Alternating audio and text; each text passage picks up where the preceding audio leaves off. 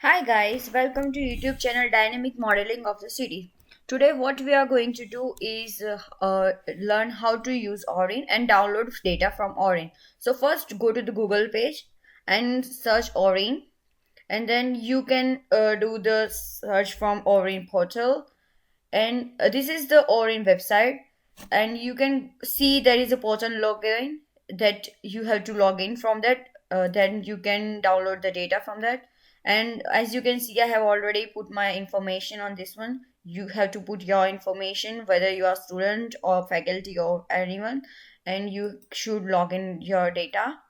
And what you need to do is, after opening this site, what Aurin is used for is like Aurin is the software that you can download the data they have uploaded already, the like any of the Victorian plans, like road map or metro map or any of area. There is, like, you can see there is area selection, boundary selection, data that you can browse, import or draw or map or analyze. So what we are going to do is, this is the Melbourne plan. So like for area selection, what we are going to do is select the suburb area that I have already selected: Roxburgh Park, state and the country.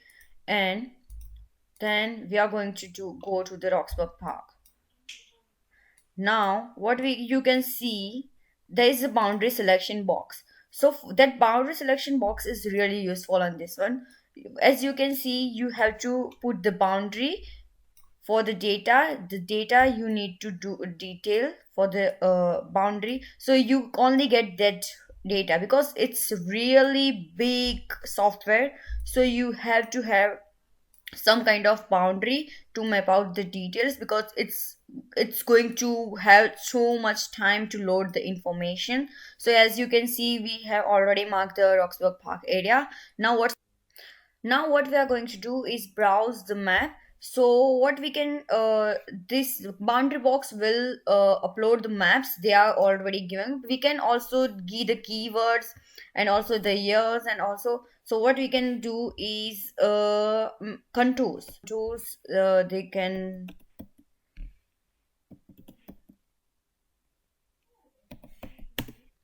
They can find and see, we can find the map of contours over here and add.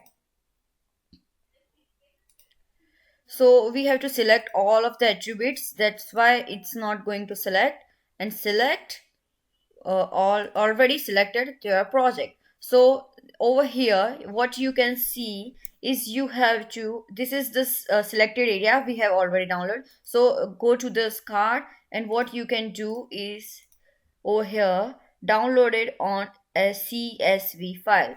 So this is how you can download the area. So now you have learned how to download the area, and you can open this file on the AutoCAD or QGIS software. And that's it, guys. So please like and subscribe our channel and comment on it. Thank you very much.